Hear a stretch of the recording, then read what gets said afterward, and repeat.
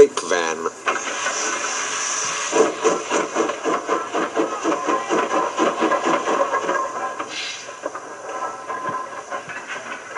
The Fat Controller scolded both engines severely. "There must be no more tricks," he said. "I shall be watching you both. I have to decide which of you is to stay."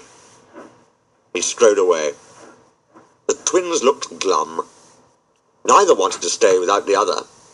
They said so. "Then what's to do?" wondered Douglas. "Och," said Donald, "each mun be as good as the other. Then he'll have to keep us both." Their plan was good, but they'd reckoned without a spiteful brake van. The van had taken a dislike to Douglas. Things always went wrong when he had to take it out. Then his trains were late, and he was blamed. Douglas began to worry. "You're a muckle nuisance," said Donald one day. "It's to leave ye behind I'd be wanting." "You can't," said the van. "I'm essential." "Och, aye!" Donald burst out. "You're nothing but a screeching and a noise when all's said and done. Spite Dougie, would ye? Take that!" "Ow, ow, ow!" cried the van. "Who'd you wished?" said Donald severely. "There's more coming if you misbehave." The van behaved better after that.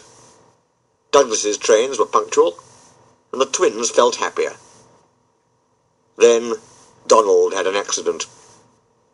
He backed into a siding. The rails were slippery. He couldn't stop in time and crashed through the buffers into a signal box. One moment, the signalman was standing on the stairs. The next, he was sitting on the coal in Donald's tender. He was most annoyed. "You clumsy great engine," he stormed. "Now you must stay there. You've jammed my points. It serves you right for spoiling my nice new signal box." The Fat Controller was cross too. "I am disappointed, Donald," he said. "I did not expect such clumsiness from you.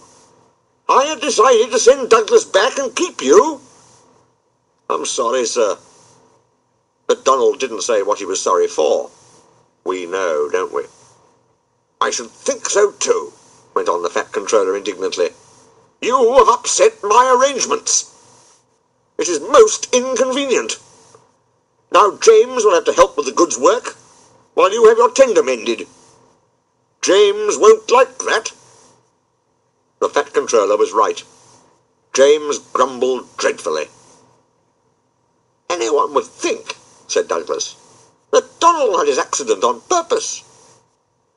I heard tell," he went on, "about an engine and some tar wagons." Gordon and Henry chuckled. "Shut up," said James. "It's not funny." Well, said Douglas innocently. "Surely, James, it wasn't ye. He didn't say." James didn't say. He was sulky next morning and wouldn't steam properly. When at last he did start, he bumped the trucks hard. "He's cross," sniggered the spiteful brake van. "We'll try to make him crosser still." "Hold back," whispered the van to the trucks.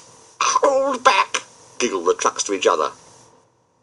James did his best, but he was exhausted when they reached Edward Station. Luckily, Douglas was there. "Help me up the hill, please," panted James. "These trucks are playing tricks." "We'll show 'em," said Douglas grimly. Come on, puffed James crossly. Get moving, you, puffed Douglas from behind. Slowly but surely the snorting engines forced the unwilling trucks up the hill. But James was losing steam.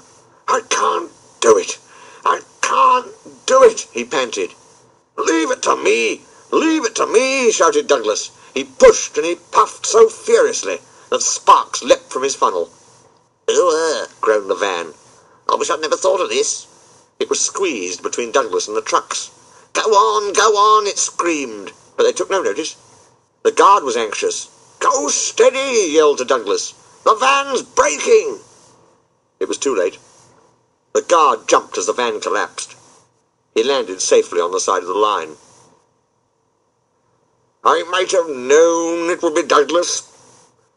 I'm sorry, sir.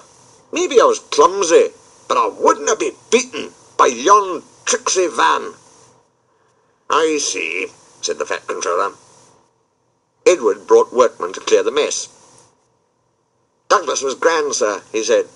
James had no steam left, but Douglas worked hard enough for 3.